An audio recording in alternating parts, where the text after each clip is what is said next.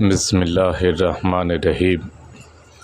حضرت ابن مسعود رضی اللہ تعالیٰ عنہ کہتے ہیں، رسول اللہ صلی اللہ علیہ وسلم نے ارشاد فرمایا، تم میں سے ہر ایک کی تخلیق اس طرح ہوتی ہے کہ 40 دن تک وہ اپنی ماں کے شکم میں رہتا ہے اور نطفے کی صورت میں ہوتا ہے، پھر وہ اتنی ہی مدت کے لیے وہ لوتھڑے کی شکل میں ہوتا ہے اور پھر اتنی ہی مدت میں وہ گوشت کا ٹکڑا ہوتا ہے۔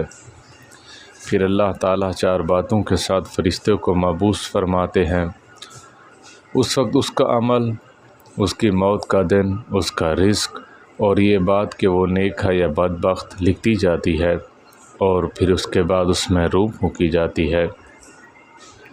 حضرت ابو ہریرہ رضی اللہ تعالیٰ عنہ کہتے ہیں، رسول اللہ صلی اللہ علیہ وسلم نے فرمایا، جب مسلمان یا مومن بندہ وضو کرتا ہے یا اپنا چہرہ دھوتا ہے تو پانی کے ساتھ اس کے پانی کے آخری قطرے کے ساتھ ہی اس کے چہرے سے وہ تمام گناہ جھڑ جاتے ہیں جو اس کی آنکھوں نے کیے تھے۔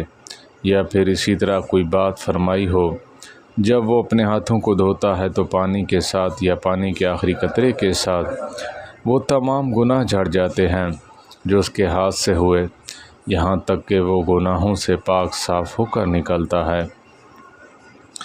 حضرت علی رضی اللہ تعالیٰ عنہ فرماتے ہیں، رسول اللہ صلی اللہ علیہ وسلم نے فرمایا، نماز کی کنجی وضو ہے اور اس کا تحریمہ صرف اللہ اکبر کہنا ہے، اور نماز میں جو چیزیں حرام تھیں وہ السلام علیکم ورحمۃ اللہ کہنے سے حلال ہوتی ہیں۔